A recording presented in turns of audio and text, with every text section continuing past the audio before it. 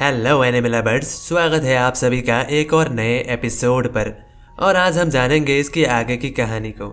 तो पिछले एपिसोड के आखिर में हमने देखा था कि लिनफेन उस गोल्ड चेम्बर के अंदर जाना चाहता था, लेकिन लिनफेन पहुंच जाता है सिटी लॉर्ड की घोस्ट स्पिरिट की घोस्ट डोमेन के अंदर, जहां पर माहौल कुछ अजीब था। लिनफेन डिसाइड करता है कि वो शहर घूमेगा और एक नाव वाले के साथ नदी के जरिए शहर घूमता है, लेकिन उसी बीच में एक बच्चा नदी पर गिर जाता है। लिनफेन उसे बचाने के बारे में सोचता है, लेकिन उससे पहले ही कोई आकर उसे बचा लेता है। लेकिन लिनफेन जब उस शख्स को ध्यान से देखता है तो वो हैरान हो जाता है, क्योंकि ये वही शख्स था जो कि सिटी लॉर्ड की घोस्ट स्पिरिट है, और ये घोस्ट स्पिरिट उसकी ही यादों में खुद का ही किरदार प्ले कर रही थी। इसी बीच वो शख्स उस बच्चे को बचाकर वहां से जाने लगता है, जहां पर वो सामने वाला शख्स भी अपने नाव पर थी। इसलिए लिनफेन भी अपने नाव वाले को उसका पीछा करने को कहता है, लेकिन इस बात को सुनकर नाव वाला घबरा जाता है और वो जल्दबाजी में मना कर देता है और कहता है, नहीं, मैं उस ओर नहीं जा सकता, वहाँ पर खतरा है। तुम जिस ओर जाने के लिए कह रहे हो वो क्वारंटाइन एरिया है। तुम भले ही मुझे मार दो, लेकिन फिर भी मैं उस ओर नहीं जाऊंगा। लेकिन इसके जवाब में लिनफेन अपने आस्तीन के अंदर से पैसों से भरी हुई एक पोटली निकालता है और उसे देते हुए कहता है, तो फिर मैं इस नाव को खरीदता हूँ, तुम उतर सकते हो। जिसके बाद लिनफेन उस नाव को खरीद लेता है और अकेले ही उसका पीछा करता है।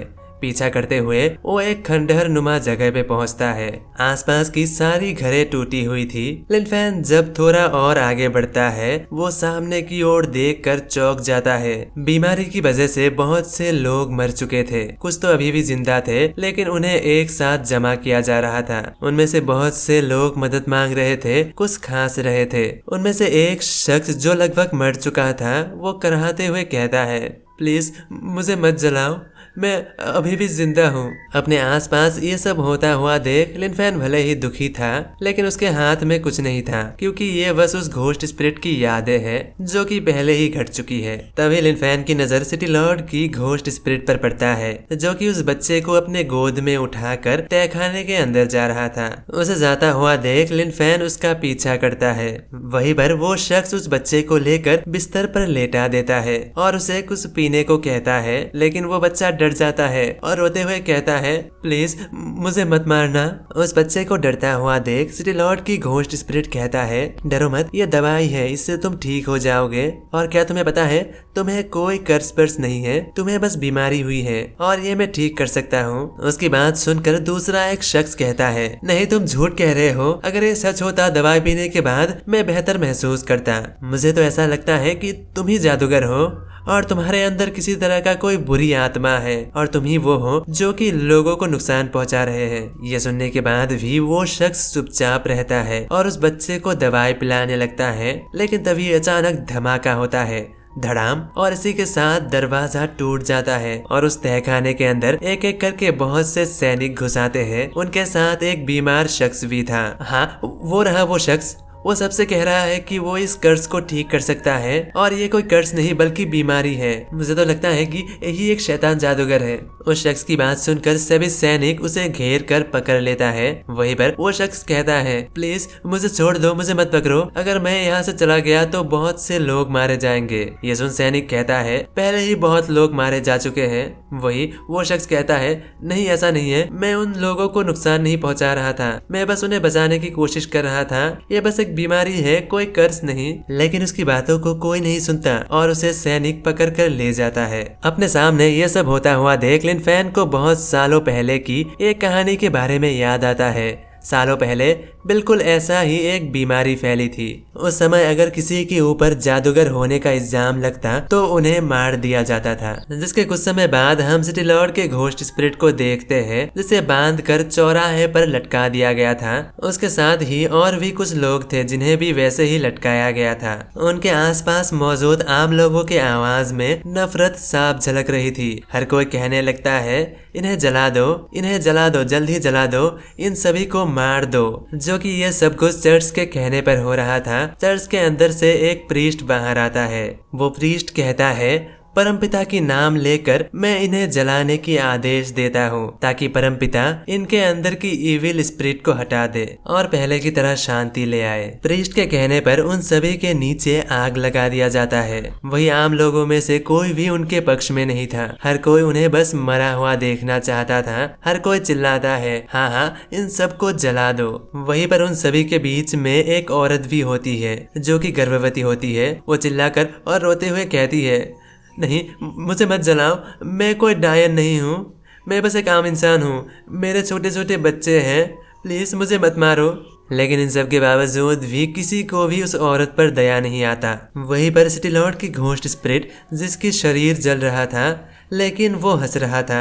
वो जोर जोर से हंसते हुए कहता है, ऐसा वक्त जरूर आएगा जब इंसान एक दूसरे को मार कर ही मर जाएंगे। और साथ ही वो बहुत सी बातें और भी बताता है और जलते हुए भी वो जोर जोर से हंसने लगता है और आखिरी पल तक बस हंसता है। लेकिन तभी भीड़ में से किसी की नजर प्रीस्ट पर पड़ता है। उसके पीछे काली परछाई जैसी कुछ थी। वहीं पर प्रीस्ट के पीछे मौजूद नन उस काली परछाई को देख घबरा जाती है।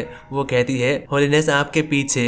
इससे पहले कि प्रीस्ट पीछे मुड़ पाता, वो काली परछाई उसे पल भर में मार देता है। लोग अपने सामने एक इविल स्पिरिट को देखकर हर कोई डर के मारे और अपनी जान बचाकर भागने लगता है। जहां लिनफेन उन सभी लोगों को जान बचाकर भागता हुआ देख मन ही मन सोचता है, पहले ये सभी लोग इविल स्पिरिट्स के बारे में अफवाहें फैला रहे थे, लेकिन वो अब सच में आ गया। वो इविल स्पिरिट चर्च के सभी लोगों को मारकर गर्दन से लटका देता है। साथ ही शहर के बहुत से लोगों को आग में जला देता है। जहाँ लिनफेन अपने आसपास देखकर कुछ अजीब महसूस करता है। चीजें अचानक से बदल रही है। लिनफेन को एहसास होता है शायद से उसकी यादें खत्म हो रही है क्योंकि वो पहले ही मर चुका है। लेकिन तभी अचानक लिनफेन के सामने वो इविल घोस्ट स्पिरिट आ जाता है और उसके ऊपर हमला करने वाला था। लेकिन लिनफेन तुरंत ही जुआन हुआ को आवाज लगाता है और पल भर में जुआन हुआ सामने आ जाती है और उसे बचा लेता है। टोंग टोंग उसके ऊपर हमला कर देती है जिससे वो घोस्ट स्पिरिट पीछे हट जाती है और वहीं पर घोस्ट अम्ब्रेला अगले ही पल उसके ऊपर हमला करती है। लेकिन इतने सब होने के बावजूद भी उसे कोई भी फर्क नहीं पड़ता। वहीं पर ननरी मास्टर अपनी सप्रेशन स्किल का इस्तेमाल कर रही होती है। जहां लिनफेन उस घोस्ट स्पिरिट की ओर देखकर मन ही मन सोचता है, अगर ये फुल्ली रिवाइव हो चुका है तब तो इसे इंसान की तरह सोचने समझना आना चाहिए और इसे बात भी करना चाहिए। लेकिन इसने सामने आते ही बिना कुछ कहे बस हमला कर दिया था। ऐसा लगता है कि ये अभी तक फुल्ली रिवाइव नहीं हुआ है, तो ये अभी भी एक घोस्ट ही है, तो इसे इंसानों की तरह ट्रीट नहीं किया जा सकता। जहां लिनफेन जोर से कहता है, हमें इसके ऊपर मिलकर हमला करना होगा। लिनफेन के कहे अनुसार हर कोई अपनी घोस्ट डोमेन को एक्टिवेट कर लेता है और उसके ऊपर एक साथ मिलकर हमला कर देता है। टोंग टोंग अपनी घोस्ट डोमेन के साथ उसके ऊपर हमला करता है। वहीं पर फोनिक्स रोब घोस्ट स्पिरिट आग के साथ उसके ऊपर हमला करता है। लेकिन एक यहाँ इतने सारे हमले एक साथ होने के बावजूद भी वो घोस्ट स्पिरिट आसानी से उन सभी की हमले को रोक लेता है। इसे देखकर लिनफेन घबरा जाता है और कहता है, जुआन हुआ, जल्दी से हम सबको यहाँ से बाहर निकालो। और अगले ही पल जुआन हुआ सभी को टेलीपोर्ट करके दोबारा से गोल्ड चैम्बर के अंदर वापस ले आती है।